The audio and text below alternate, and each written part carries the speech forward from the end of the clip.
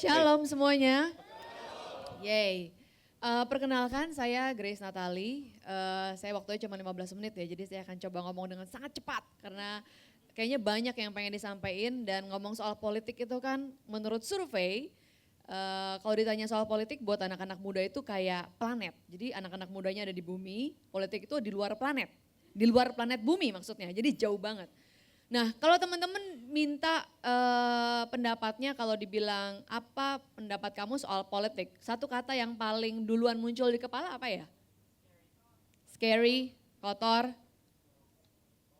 korup. Gak ada yang bagus ya, gak ada yang kepikir Pak Ahok misalnya. Ya, tapi wajar sebenarnya teman-teman berpikir begitu, karena memang itulah kenyataannya. Orang kalau ngomong politik, ngingetnya tuh semua yang jelek-jelek, yang korup. Sebenarnya beralasan juga sih, karena kita disajikan berita-berita soal politik. Coba kalau kita langganan koran, kalau anak milenial katanya udah nggak baca koran ya. Ya kalau kita lihat berita online misalnya tentang politik, selalu beritanya ada politisi mana ketangkep lah, ya kan. Bahkan orang yang kelihatannya alim-alim pun ternyata kena kasus juga lah dan sebagainya. Jadi nggak heran kalau kita ilfil sebenarnya sama politik. Tapi dan saya juga pernah ada di posisi semuanya teman-teman di sini. Meskipun saya jurnalis tadinya, saya sering ketemu sama politisi, sering wawancara politisi, tapi percayalah semakin saya sering wawancara semakin ilfil. Iya, dan semakin gila gue gak kepengen banget jadi politisi gitu ya. Tapi ternyata Tuhan punya rencana yang beda. Karena saya gak pernah merencanakan hidup saya akan menjadi politisi, gak pernah. Dulu amit-amit banget ya diajakin masuk partai gitu ya. Ternyata sekarang malah sama teman-teman sama-sama mendirikan yang namanya Partai Solidaritas Indonesia. Saya cerita singkat dulu, jadi bagaimana awalnya saya yang tadinya apolitis ditawarin masuk partai beberapa kali. Bahkan ada sebuah partai yang udah established banget, nawarin jadi caleg waktu itu yang katanya saya mau ditaruh di dapil yang kalau saya tidur aja pasti kepilih gitu. Udah enak lah intinya, tapi mau buat apa kita di situ gitu kan. Nah satu hal dulu bicara tentang politik, teman-teman tahu nggak kalau kita ngurusin KTP aja, itu sebenarnya udah urusan politik. KTP kita diurusinnya lama atau cepat gitu kan. Terus sekarang nih kalau kita sakit, sekarang yang udah punya kartu Jakarta Sehat banyak? Enggak? Oh asuransi semua ya? Oke, kalau kita ngomong soal pelayanan kesehatan, pelayanan pendidikan sekarang, itu semua produk politik gitu. Kalau dulu nih yang pengen banget masuk universitas negeri, karena universitas negeri itu dulu punya pengajar-pengajar yang terbaik dan biayanya murah dulu. Sekarang udah nggak gitu. Sekarang masuk universitas negeri juga mahal. Nah itu apa? Politik juga gitu. Atau ibu-ibu deh, belum ada ibu-ibu sih di sini ya. Tapi kalau nanti urusannya mau beli daging mahal, beli cabai mahal, beli beras mahal gitu ya. Itu politik juga gitu. Jadi kalau kita mau benci sebel sama politik, ternyata pada kenyataannya politik itu ada di kehidupan kita sehari-hari. Jadi kita nggak bisa lari daripada politik. Nah, saya akhirnya dari perjalanan menjadi jurnalis, saya kemudian kenalan sama politik dan jujur sama teman-teman di sini, orang yang secara pribadi mempengaruhi saya, menginspirasi saya untuk kemudian terjun ke politik adalah Pak Ahok. Kebetulan saya kenal dia secara personal, awalnya narasumber gitu kan, ternyata orang ini beda banget ya dari yang lain-lain, ngomongnya nyablak gitu kan, apa adanya dan kadang bisa bikin kita kaget-kaget sendiri gitu kan. Di sebuah forum apa dia ngomongnya terbuka banget, waktu itu masih kelakuan kayak dia kayak gitu masih baru. Kalau sekarang kan kita udah biasa ya emang Pak Ahok gitu kan, dulu kan masih kaget-kaget orang. Nah di situ Pak Ahok bilang katanya gini, kesaksian yang terbesar adalah ketika kita bisa punya jabatan publik. Dan kalau orang lain bikin kebaikan 100, kita bikin kebaikan 1000, kata dia. Kalau orang lain bikin kebaikan 1000, kita bikin 10.000, itu kata Pak Ahok. Ke suami saya juga waktu itu. Jadi Pak Ahok bilang kita justru harus anak-anak Tuhan harus masuk ke dalam politik. Kita baru di situ bisa buat perbaikan. Kenapa? Karena di politik itu, kalau kita bicara soal DPR, DPRD, mereka yang bikin undang-undang. Mereka yang bikin apakah kemudian misalnya kalau kita bicara soal penggunaan anggaran itu kan harus kesepakatan dari kedua belah pihak juga ya. Meskipun kalau deadlock bisa pakai anggaran tahun lalu juga sih. Gitu. Tapi di situ keluar undang-undang. Apakah undang-undangnya diskriminasi apa enggak ke perempuan, ke anak-anak.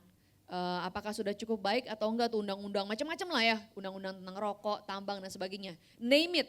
Undang-undang tentang, kalau di sini banyak yang startup, undang-undang ITE. Atau gini deh, kalau suatu hari Netflix di stop lagi, nangis nggak lo?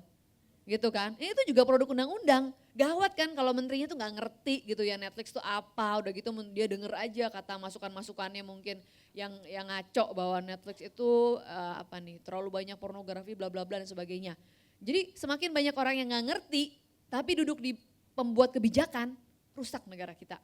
Nah, dari situ kemudian saya ketemu sama teman-teman yang punya pandangan yang sama, punya ketakutan yang sama, tapi akhirnya kemudian kita berikhtiar untuk mendirikan partai politik. Kenapa mendirikan partai? Kenapa nggak gabung aja sama yang udah jadi?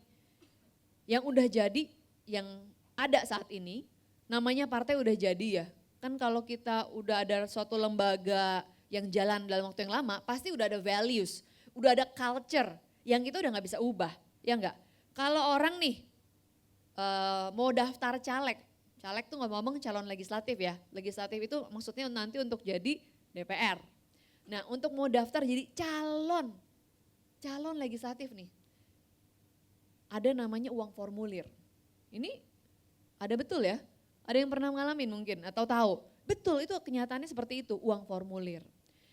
Mau dapat dukungan partai nih kalau maju, kan Pak Ahok kemarin ngumpulin KTP. Pak Ahok sih berhasil ngumpulin 1 juta waktu itu ya. Tapi di banyak tempat nasib independen gak semulus itu. Mau dapat dukungan partai, saya pernah ngalamin sendiri waktu di SMRC, calon yang kita dampingi dan orangnya bagus, sampai di ujung-ujung dimintain duit belasan M waktu itu tahun 2012, dan uangnya akhirnya dia kasih meskipun kita gak suggest, uangnya diambil, ini yang minta ketua umum loh. Ketua umumnya sekarang udah masuk penjara sih ngomong-ngomong, tapi waktu itu belum. Jadi uangnya diambil belasan M, dukungan juga gak dikasih. Gitu, jadi pahit banget kan. Ada yang kayak begitu, kalau buat saya sih saya kaget waktu itu. Karena sebagai wartawan kita udah sering dengar kayak begini namanya mahar ya, uang kawin gitu kan. Gak ada yang gratis, tapi saya pikir ya kalau dikasih ya udah didukung gitu. Ternyata ada juga yang modelnya duit diambil, dukungan juga gak dikasih gitu. Itu kan kalau bisnis namanya nipu gitu kan, duit diambil dukungan gak dikasih. Nah kita udah denger praktek kayak gini tuh udah sering. Dan kalau kita mau buat perubahan di tempat yang orang udah biasa kayak gini, semua orang melakukan, mau bikin apa kita di situ gitu kan. Jadi saya sama teman-teman kita ada bersembilan, akhirnya kita membulatkan tekad, kita bikin partai baru from scratch. Benar-benar from scratch, from zero. Dan syaratnya itu berat sekali. Jadi orang-orang di parlemen, nah ini kan yang bikin undang-undang, orang-orang di parlemen sana bikin syarat untuk sebuah partai bisa lolos verifikasi itu susah banget. Yaitu harus punya kantor dan pengurus di semua provinsi di Indonesia. 34 provinsi kan. Kemudian di 75% kabupaten kota di Indonesia. Kabupaten kota di Indonesia itu ada 514. Jadi dihitung sendiri tuh. Kemudian di kecamatan Indonesia, 50% kecamatan di Indonesia harus punya kantor pengurus. Kecamatan di Indonesia itu ada 7.100 sekian. 50%-nya harus punya kantor dan pengurus. Bayangin susah banget. Kita mulai dari nol, mulai dari teman ke teman dulu. Semuanya jaringan pribadi. Ketemu dulu inisiator 34 provinsi. Kemudian dari situ agak-agak kayak MLM sih sebenarnya. Jadi kita dari yang tingkat provinsi ngerekrut kabupaten dan kecamatan dan seterusnya gitu ya. Nah ini kerjaan yang sangat-sangat sulit karena satu, kita nggak punya cukong. Kan semua orang bilang, wah kalau bikin partai mahal banget kan, pasti ada cukongnya. Dan berulang kali saya selalu ditanya, siapa cukongnya gitu kan. Kita nggak punya cukong, satu. Kedua, kita nggak punya tokoh yang mau kita jual. Hampir semua partai punya orang yang memang agendanya mau jadi presiden kan, dari awal gitu ya. Dan kemudian kita nggak punya itu. Saya nggak punya agenda kayak gitu ya. Oh ya, saya jadi agak lompat. Nah, apa yang mempersatukan kemudian kami, kalau saya kan tadi diinspirasi oleh Pak Ahok untuk membuat lebih banyak regulasi yang baik. Nah PSI, teman-teman di PSI yang kemudian yang tadinya sama-sama apolitik, kemudian memutuskan untuk terjun ke politik, tujuan utamanya satu, yaitu gini, kita percaya masih ada banyak lagi orang kayak Pak Ahok, kayak Pak Jokowi. Tapi hambatan untuk masuk ke partai itu tadi yang saya cerita, money politics. Kalau orang gak punya duit, jangan harap dia masuk partai. Lo orang ada duit aja bisa dikadalin kayak gitu, apalagi nggak punya duit, nggak kemana-mana gitu kan. Kedua, kalau kita nggak punya duit, jalan lain adalah biasanya kalau punya keluarga atau teman. Jadi kita sebutnya darah biru politik. Itu barulah orang-orang bisa jadi. Kalau enggak, waduh susah, jangan berharap gitu. Jadi visi kita ketika kita membuat ini adalah kita mau menampung semua orang baik, apapun sukunya, apapun agamanya, apapun rasnya. Kalau dia emang bagus, dia emang baik gitu ya, punya track record yang baik, punya kompetensi, harusnya orang-orang ini bisa disupport, punya kendaraan. Kenapa tadi saya ceritain tadi, kendaraan itu penting karena di kendaraan itu ada values, ada sistem bagaimana seseorang bisa maju. Karena kalau mau jadi caleg itu mesti tanda tangannya ketua umum, sekjen. Kalau ketua umumnya bilang saya nggak mau tanda tangan, ini kalau mau caleg nomor 1 tarifnya sekian, nomor 2 tarifnya sekian, ya capek kan gitu. Jadi makanya kendaraannya harus baik, itu seperti itu alasannya. Nah dari situ kemudian kita mulai perekrutan yang tadi saya bilang, satu demi satu meskipun nggak punya tokoh, nggak punya modal, nggak punya media, kita nggak punya TV. Jadi meskipun pernah bekerja di TV kan nggak punya TV ya, kita jadi nggak punya channel untuk bisa nyetel lagu Mars partai misalnya setiap hari di semua channel sampai anak TK juga hafal gitu, kita nggak bisa, kita nggak punya privilege kayak gitu. Jadi ya susah banget karena kalau kita bicara di ngerekrut orang itu di daerah kecamatan, pasti kalau dibilang kami perkenalkan kami dari partai baru. Partai Perindo ya gitu, pasti gitu deh. Bukan, yang mana partainya? Ada gak iklan di TV? Gak ada, itu orang udah turn off gitu duluan. Karena orang di daerah kalau mereka mau diajak bergabung ke sesuatu, apalagi partai ya, mereka tuh nganggapnya kalau partai itu harusnya kalau ada iklan di TV baru dianggapnya kredibel gitu, baru nih beneran ada nih barangnya, kalau enggak ngawang-ngawang banget kan. Nah untuk sesuai mendukung visi kita tadi, bahwa kita mau set up our own values yang baik di partai yang akan mau menampung orang-orang baik ini, kita set up 2 requirements untuk menjadi pengurus. Satu itu adalah umurnya maksimal 45 tahun ketika bergabung, jadi pengurus loh, tapi kalau jadi anggota bebas. Jadi kalau umurnya ketika bergabung 45 tahun kurang 1 hari juga boleh, gitu. Yang penting belum ulang tahun ke 45. Terus udah gitu yang kedua nggak pernah jadi pengurus di partai manapun. Jadi kita mau make sure kita mulai dengan new bloods, dengan orang-orang yang belum terkontaminasi gitu. Nah dengan modal ini kita cari-cari orang susah banget, sangat-sangat susah meyakinkan orang, semuanya diyakinkan dengan pendekatan personal. Tapi akhirnya kita berhasil merapihkan administrasi dan ada 6 partai baru yang mendaftar kemarin. Antara lain ada partainya Roma Irama, Partai Idaman, ada partainya Tommy Soeharto, Partai Beringin Karya, dan ada nama-nama lain yang saya juga nggak hafal ya karena kayaknya baru dengar gitu di verifikasi. Verifikasi yang tadi dengan syarat yang tadi saya bilang, dan ketika kita udah kerja selama setahunan menuju syarat verifikasi itu dilakukan, kita akhirnya bisa mengumpulkan, nah ini mungkin boleh masuk ke slide kalau ada, karena agak-agak banyak ada chartnya.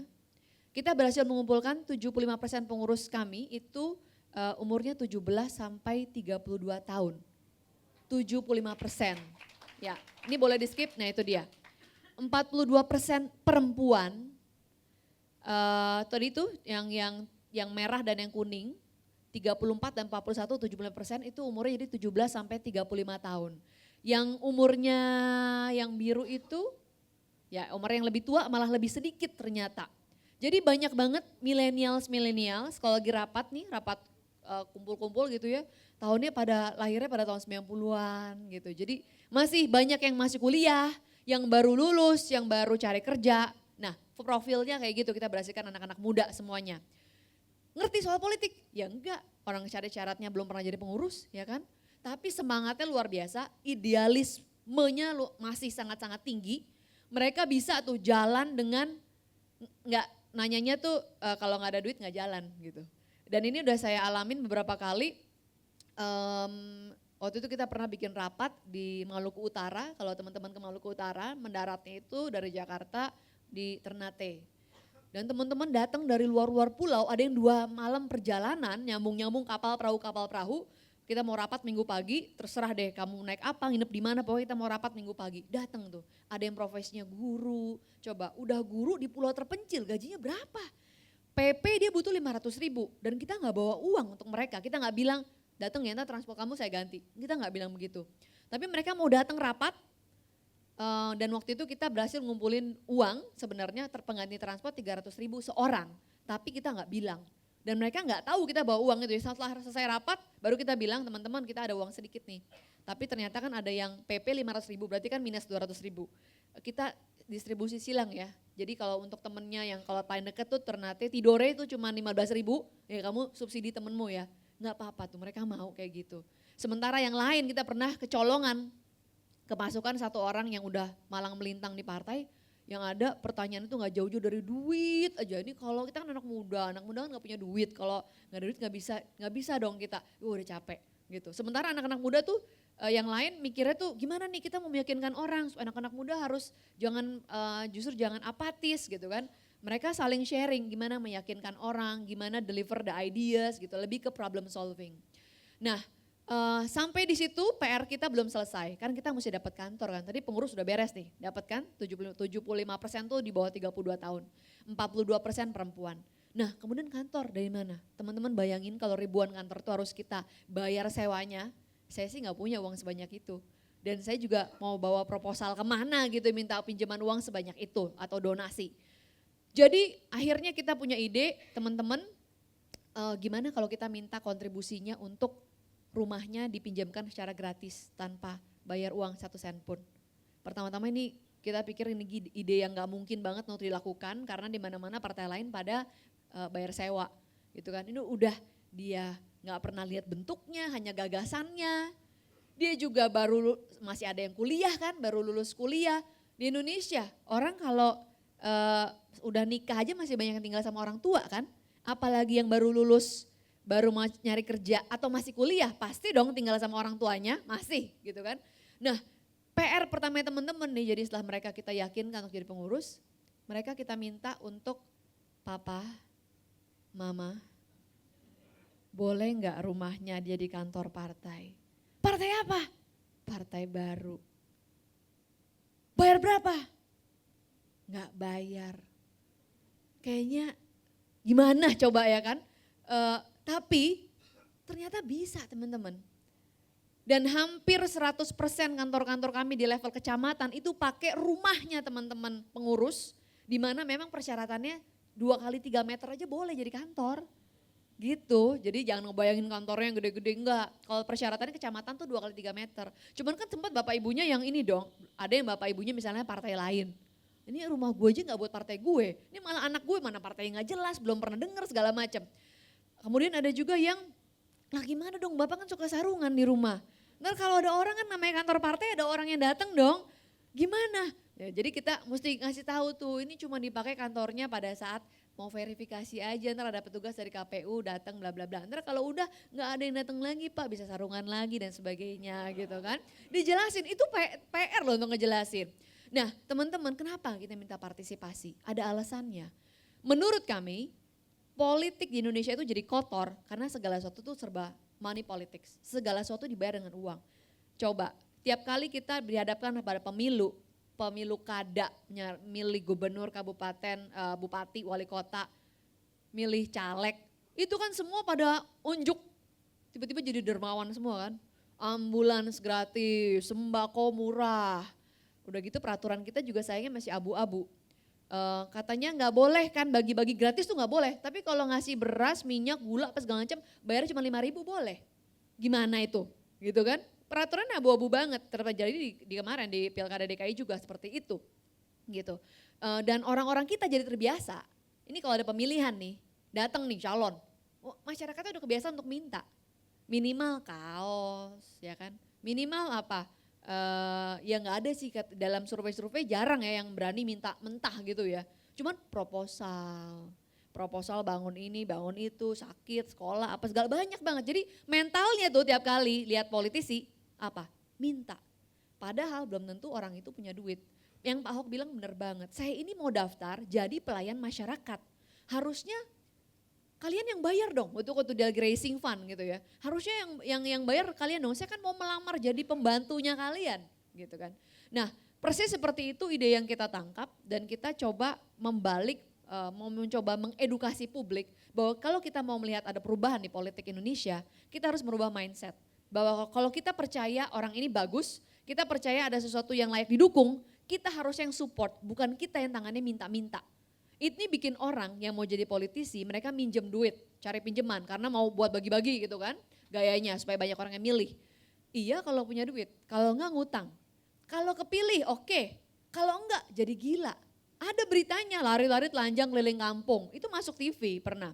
Kemudian kalau enggak gila, kepilih nih, apa enggak dalam pikirannya dia nyari duit dulu buat balik modal? Iya kan? Nah oleh sebab itu kita mau mengedukasi publik, jadi saya dan teman-teman punya misi kita mau edukasi publik. Seperti yang dilakukan oleh Pak Ahok, bahwa kalau kita mau support orang, kita mau melihat perubahan harus kita yang kontribut, bukan sebaliknya. Nah jadi kita sudah melakukan di diri kita sendiri, kita mulai lakukan untuk orang-orang teman-teman itu kita minta partisipasinya, kontribusi. Kemudian seorang pastor saya di JPCC pernah bilang bahwa show me your friends and I'll show you your future. Saya pikir itu benar banget. Kenapa? Karena kalau kita berteman dengan orang-orang baik, kita pasti akan ketepak, ketularan untuk kelakuannya yang baik, ide-ide yang baik. Dan otomatis kita jadi ngumpulnya sama orang-orang yang baik yang satu visi. Kalau kita udah visinya jelek, kita akan pasti deh attract orang-orang yang juga punya visi yang buruk, yang cara-caranya untuk mencapai sesuatu juga buruk dan sebagainya. Dan future-nya ya udah jelas, abis itu di mana gitu kan.